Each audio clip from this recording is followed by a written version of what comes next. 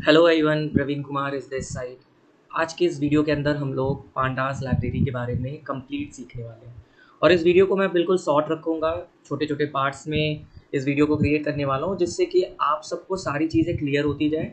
और उसके बाद आपको प्रैक्टिकल भी करके दिखाने वाला हूँ इन सारे वीडियो और ट्यूटोरियल के थ्रू। तो पांडा बेसिकली एक तरीके से पाइथन की लाइब्रेरी होती है जो ओपन सोर्स होता है। अब ओपन सोर्स का मतलब होता है कि उस लाइब्रेरी को कोई भी यूज़ कर सकता है, उस लाइब्रेरी के कोड को कोई भी चेंजेस कर सकते हैं। मतलब ऐसा कोई कॉपीराइट नहीं रहता है कि आप उस कोड को ले नहीं सकते, उठा नहीं सकते हो। उसको कोई भी लेके चेंज कर सकता है, यूज़ कर सकता है। तो पांडास एक तरीके से पाइथन की लाइब्रेरी होती है, जिसका यूज़ किया जाता है डेटा को मैनिपुलेट करने के लिए और डेटा को एनालाइज करने के लिए। मैनिपुलेशन का मतलब होता है, जैसे आपके पास कोई डेटा है, आप चाहते हो फॉर एन एग्जांपल आपके पास कोई डेटा है, आप उस डेटा को तोड़ मरोड़ कर किसी और शेप में लेकर आना चाहते हो, तो उसको हम लोग बोलते हैं मैनिपुलेट करना।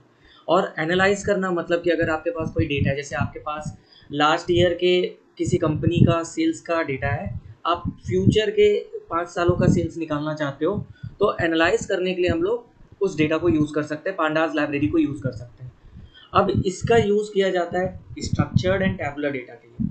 स्ट्रक्चर्ड यानी कि आप कह सकते हो जैसे एक्सेल के अंदर डेटा होते हैं, सीक्वल के अंदर डेटा होते हैं, वो सारे टैबुलर होते हैं, उनके पास कोई रोज होगा, कॉलम्स होंगे।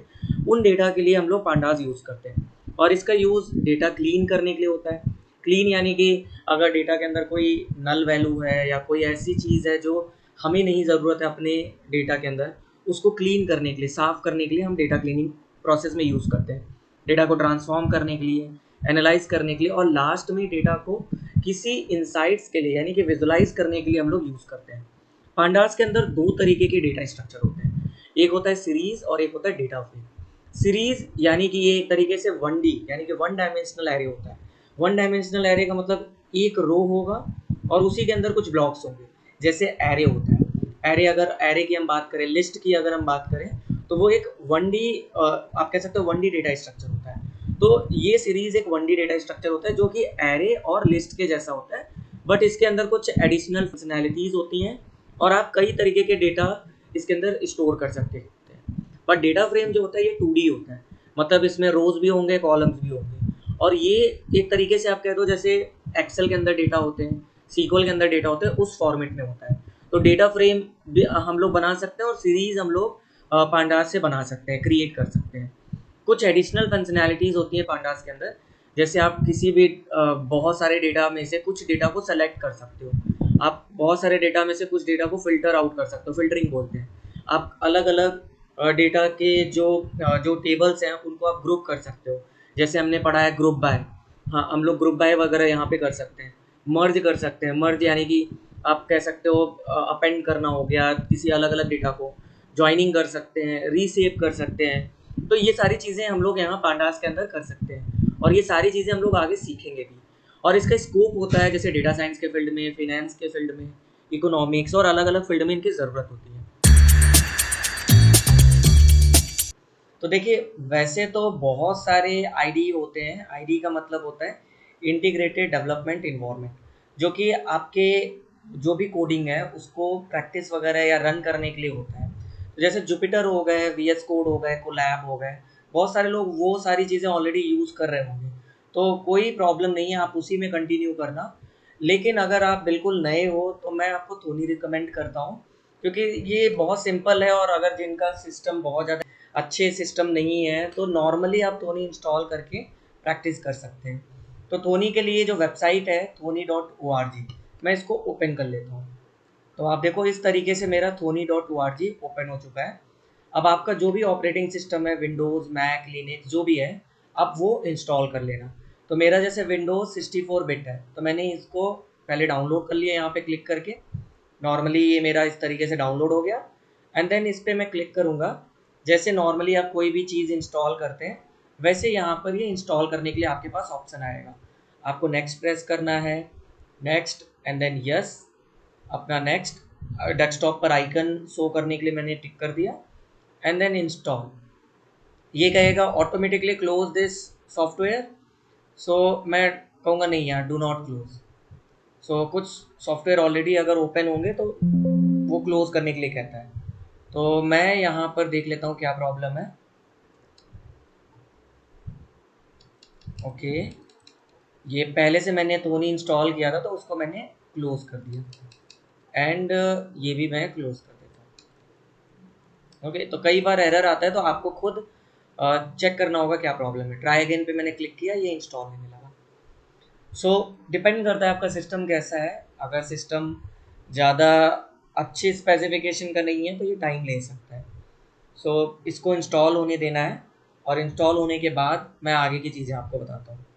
सो फाइनली ये इंस्टॉल हो चुका है, मैंने फिनिश पर क्लिक किया, एंड देन अपने विंडो में जाकर स्टार्ट मेनू के अंदर मैंने थोनी सर्च किया एंड इसको ओपन कर लिया। तो ये थोनी का जो इंटरफेस है वो यहाँ पे दिखाई दे रहा है। यहाँ पे कुछ ऑप्शंस हैं, फाइल, एडिट, व्यू, रन, ये सारी चीज़ें आप करते करते सीख जाओगे। और यहाँ पर आपका आउटपुट होता है, जो आउटपुट यहाँ पे शो करता है।